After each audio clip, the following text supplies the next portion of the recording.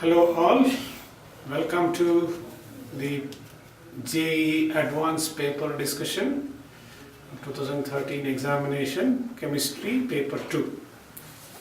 Question number 21 to 40 is Chemistry. So let's start with question number 21. This question is from Organic Chemistry, Phenols chapter. So para-cresol is given, subjected to reaction with chloroform and OH minus, and asking for major and minor product PQRS. The products are given. Identify what are the correct products. So answer is A, B and C. That is P, Q and D. It should be A, B, D, not A, B, C. It should be A, B, D. If I go for the solution, it's a Riemann-Tiemann reaction. The concept is that, and attacking electrophile is dichlorocarbene. The concept is the aldehyde group is introduced at ortho and para position with respect to OH group. But now in the given molecule, the para group is blocked by methyl group, so it can go to ortho position. So both the ortho position it is possible to go. So P can be a product. But if you take the phenoxide ion, resonance can happen, electron pair can go from O minus to para position. So CCl2 electrophile attacks at para position. Since there is no proton, methyl group cannot be eliminated. So CCl2 minus just gets protonated and forming Q also as a minor product. So the answer is ABD. According to our rating, it's a moderate question. You should know the mechanism to predict the answer for this particular question. Question number 22 from Physical Chemistry. This is ionic equilibrium. Solubility product of silver chromate is given at 1 into 10 power minus 12 at 298 Kelvin, and solubility of silver chromate in 0.1 molar silver nitrate is asked. So a straightforward simple question. Concentration of silver will be 0.1 molar. Substitute in the expression of Ksp of silver chromate. So solubility, the chromate ion concentration comes out to be 10 power minus 10, 1.1 10 power minus 10. So chromate ion coming mainly from silver chromate. So solubility of silver chromate should be close to 1.1 into 10 power minus 10 molar. So option B should be the right answer. According to our rating, it's a very simple, straightforward question, and a similar question is there in our ACE study material. Question number 23. After completion of reactions 1 and 2 of organic compounds, what are the products present in the mixture? So I have given acetone 1 mole, bromine 1 mole, and it's going to be aqueous sodium hydroxide is the medium. The second reaction, acetone 1 mole, bromine 1 mole, but acid is the medium.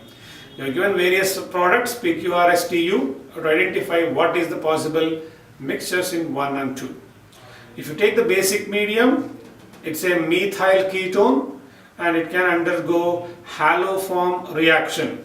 So don't get confused by 1 mole and 1 mole. If I say one hydrogen is replaced by bromine, that becomes more reactive than acetone itself and reaction can go on. So partly acetone undergoes haloform reaction forming CHBr3 and sodium acetate, and some amount of acetone will be left unreacted because enough bromine is not there in the reaction mixture.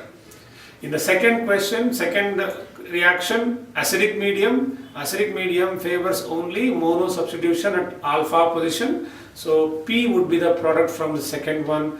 T and U is a product from the first reaction. So if I go for the option C would be right. Reaction 1, TU and unreacted acetone, and reaction 2 would be P. According to our rating, it's a moderate question. Question number 23, a solution. The basic medium can undergo haloform reaction and acid medium only alpha substitution. So easy and conceptual, mechanism should be known. Question number 24. Again from organic chemistry, phenol with SO3H at para position reacted with aqueous bromine 3 equivalents. What is the product? So you should know this is a straightforward question. OH group is a highly activating group, and once water is there, aqueous medium, desulfonation can take place and forms 2,4,6 tribromophenol as a product. So answer is B, straightforward and easy question. Exactly same question is also there in ACE material. Question number 25 is from atomic structure or radioactivity. There is a radioactive disintegration equation, X and Y you need to fill up. It's a very simple question. You have to add the mass number, add the atomic number on left hand side, balance to the right hand side. So possibilities for X and Y, you can see A and B, that's a gamma particle and a neutron, that's one possibility, and proton and deuterium is the second possibility in the question. So it's a straightforward simple question, just mathematics, addition subtraction you need to do. So it's an easy and a simple question according to our rating. Question number 26, the correct statements with respect to ozone are. Answer is A, C and D. In ozone, the structure resonance stabilized, the bond lengths of both oxygen-oxygen bond are equal because of resonance, and thermal decomposition of ozone is actually exothermic, not an endothermic process, because formation of ozone is endothermic. So B option is not correct and remaining options are very much correct with respect to ozone. According to our rating, it's an easy question. Question number 27, it's from physical chemistry, chemical equilibrium. The thermal dissociation of calcium carbonate under different condition. The options, delta H is dependent on T, K is independent of initial amount of calcium carbonate, and delta H is independent of the catalyst, if any. So correct statements are A, B and D.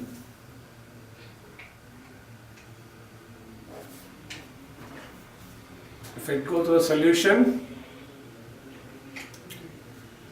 pressure of carbon dioxide is nothing but Kp, but at a given constant temperature, the Kp does not change.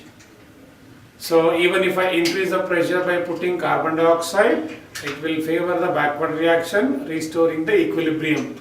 So at a given constant temperature, it would be independent of constant pressure of carbon dioxide. So C would be the wrong statement and remaining are correct. According to our rating, easy and similar question is also there in ACE material. Question number 28, inorganic chemistry, metallurgy. The carbon-based reduction method is not used for the following extraction. So answer would be C and D, aluminium and magnesium. Normally we don't use carbon reduction process. Tin and iron will be reduced by carbon reduction process. Aluminium and magnesium normally extracted by electrolytic metallurgy. Magnesium can be extracted by using carbon reduction method, but at a very high temperature, and for this dolomite ore will not be used. So option A and B will be used, C and D will not be used. So C and D is correct, and according to our rating, it is an easy and conceptual question. Paragraph questions for 29 and 30. It is based on inorganic qualitative analysis. Two salts are mixed and treated with dilute HCl to give a precipitate P and a filtrate Q. The precipitate P was found to be dissolved in hot water, and the filtrate Q remained unchanged when treated with H2S in dilute mineral acid medium. So this indicates when you treat a salt solution with HCl, precipitate means there should be a first group basic radicals, and when you take the filtrate remains unchanged with H2S in dilute acid medium, indicates second group radical is absent. And it gives a precipitate with H2S in ammonical medium, so it means a fourth group radical is present in the given salt. So radical present in first group and fourth group for basic radicals. So if you go for the question, this is the outcome from the passage. I go to the question, the colored solution S contains, since it is ammonium sulfide solution of chromium salts, gives chromium hydroxide as a precipitate, and the precipitate is oxidized by H2O2 form sodium chromate, which gives you yellow color. So zinc, copper, ferrous sulfate, zinc sulfate is there in fourth group, but zinc sulfate is colorless. Copper sulfate is in second group, copper radical is in second group, but the passage says no precipitate with H2S in acidic medium, so copper is not a possibility and chromium would be the right answer. Sodium chromate is the solution. So answer is D, and according to our rating, it's an easy question and conceptual. The precipitate P contains, as it is a first group radical and precipitate dissolves in hot water once again, so it has to be lead. So Pb2 plus, option A, straightforward and simple question. Analysis, scheme of qualitative analysis should be known to answer this particular question. Paragraph for question number 31 and 32, it is from organic chemistry. P and Q are two isomers of a dicarboxylic acid, C4H4O4, and both will decolorize bromine water. That means both contain a double bond along with the carboxylic acid group. On heating, P forms cyclic anhydride, and on treatment with alkaline KMnO4, P and Q will produce one or more compounds of St and U. And the structures of St and U is given. This is the outcome from the passage. So go for the question. Q is heated with hydrogen and nickel to get V, and V is combined with benzene, anhydrous AlCl3 is present, then subjected to reaction with zinc amalgam and HCl and followed by H3PO4. So if you go back to the paragraph, the formula is C4H4O4 and decolorized bromine water. So degree of unsaturation is going to be 3, 2 in the form of carbonyl group and 1 in the form of double bond. So it should be either malic acid or fumaric acid, both are geometrical isomers, and P forms cyclic anhydride, so P should be malic acid and Q should be fumaric acid. So in the next question, Q is taken fumaric acid, hydrogen nickel reduced completely. So this fumaric acid on reduction gives succinic acid, and on heating it forms succinic anhydride. So V should be succinic anhydride, and then that is reacted with benzene to form Friedel-Crafts acylation, and zinc amalgam concentrate HCl is Clemenson's reduction, changes C double bond O to CH2, H3PO4 dehydrates and forms the bicyclic compound. So W should be the bicyclic compound as shown in the diagram. So this is an easy question, but a similar question also there in ACE material, but in the form of two different questions.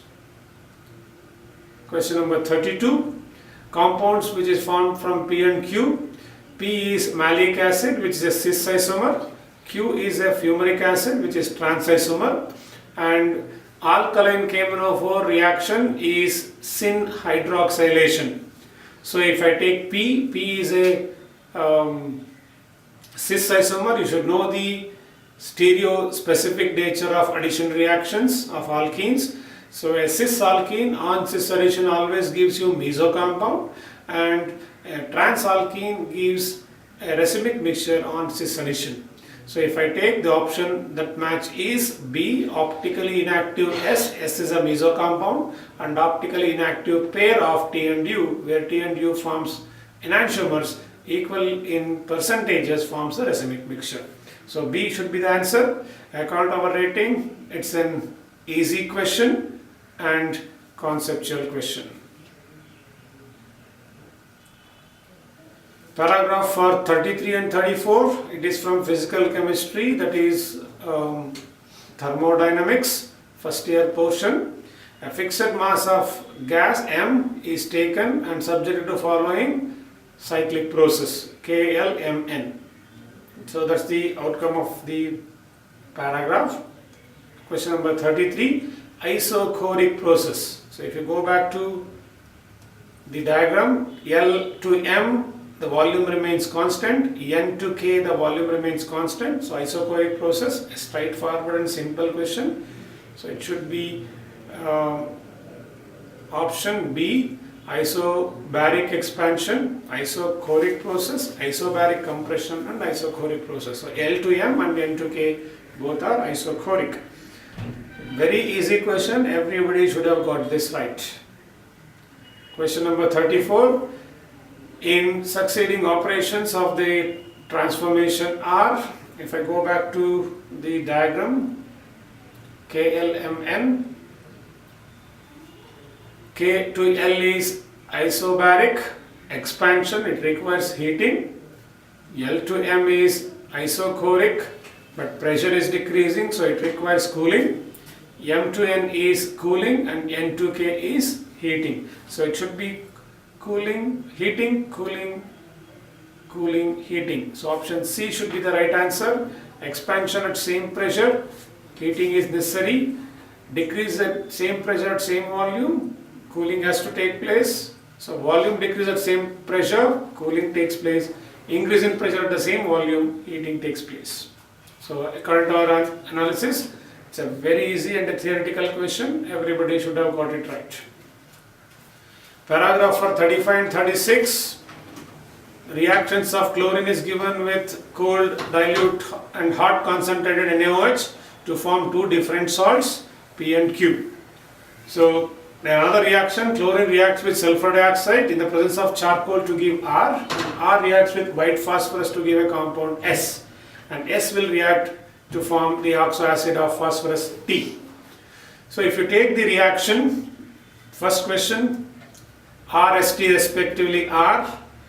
If I take the reaction of sulfur dioxide with chlorine, it forms sulfuryl chloride, SO2Cl2. This reacts with white phosphorus forming PCl5, and PCl5 react with water to form H3PO4. So answer should be A. According to our analysis, it's an easy and conceptual question. P and Q respectively are, when we take chlorine reacts with cold and hot sodium hydroxide, it forms hypochlorous acid and hypochloric acid. So option would be A, NaOCl and NaClO3 according to the equation. It is also a very simple and straightforward question. Question number 37. It is a matrix match type. 4 reactions are given and 4 reagents are given. So first one, you can see it is elimination. Second one is Williamson's ether reaction, and third one is mercuration, demercuration, and fourth one is hydroboration and oxidation. So if you match, P should be matched to 2, Q should be matched to 3, R should be matched to 1, and S should be matched to 4. So it should be answer A, 2, 3, 1, 4, pretty straightforward and conceptual. So according to our analysis, it's an easy question. Most of you should have got it right. The unbalanced chemical reaction, you have to find the missing reagents in the following equation. So if you go for the codes given, PbO2 with heating, it gives the product, and sodium thiosulfate with chlorine, it undergo reaction, and N2H4 to form nitrogen, it requires iodine, and XeF2 with NO gives xenon and NOF. So correct option with matching for this would be D, and according to our analysis, it's an easy and a memory based question. You need to know the reactions of the given compounds. Question number 39 is from electrochemistry. Various electrode potentials are given. So it is just using cathode and anode convention and find the electrode potential of the other given electrode. So take the question. E naught of Fe3 plus bar Fe, we have to find out. E naught of 4H2O gives 4H plus 4OH minus, we have to find out. Copper 2 plus Cu gives 2 Cu plus, and Cr3 plus for Cr2 plus. If you use the methodology to calculate, one thing you need to remember is electrode potentials cannot be added directly if the different electrons are involved in the change. You have to use only free energy, not the electrode potential. So converting electrode potential to delta G, adding the equation, you can find out the answer. So answer according to all the calculation, it should be D, and according to our analysis, it is an easy and simple question, but takes little time because of lengthy calculation.